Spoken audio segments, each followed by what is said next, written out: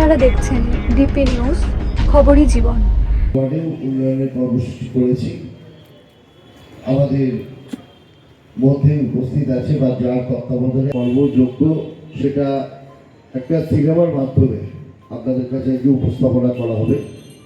সিনেমাটার নাম লক্ষ্মী এলো ঘরে। আমরা যে 15 বছরে মমতা বন্দ্যোপাধ্যায় কী করেছে বা সাধারণ মানুষের কতটা উপকার হয়েছে, সেটা আমরা এই সিনেমাটা দেখলেই বুঝতে পারবো।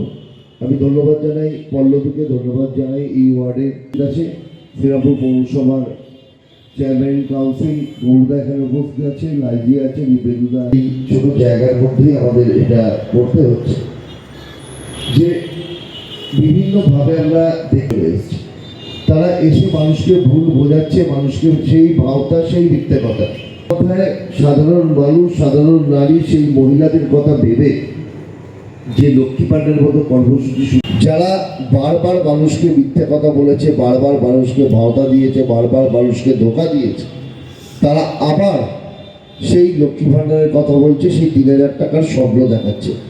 100 জন মানুষ থাকে, আমরা চাইব যে 100 জন মানুষ যদি 10 জন করে মানুষকে গিয়ে প্রচার করে, তাহলে 1000 জন মানুষের কাছে বাংলার উন্নয়নের কথা, মমতা ব্যানার্জির 15 বছরের সাফল্যটা কানে কানে পৌঁছে যাবে। দেখুন, মমতা বন্দ্যোপাধ্যায় 15 বছরে কি করেছে, তাহলে বিরোধীরা তো অনেক কথা বলছে। তো 15 বছরে মমতা বন্দ্যোপাধ্যায় কী করেছে সেটা উন্নয়নের সংলাপের মাধ্যমে আমরা মানুষের কাছে পৌঁছে দিয়েছি। কিন্তু তারপরেও এই সিনেমা, যেটা আপনারা দেখবেন, ভালো লাগবে আপনাদের, যেটা জোর গলায় বলতে পারি, কারণ 15 বছর মানুষ কতটা উপকৃত হয়েছে মমতা বন্দ্যোপাধ্যায় কর্মকাণ্ড কর্মযজ্ঞে, সেটাই সিনেমাটা দেখলেই বোঝা যাবে।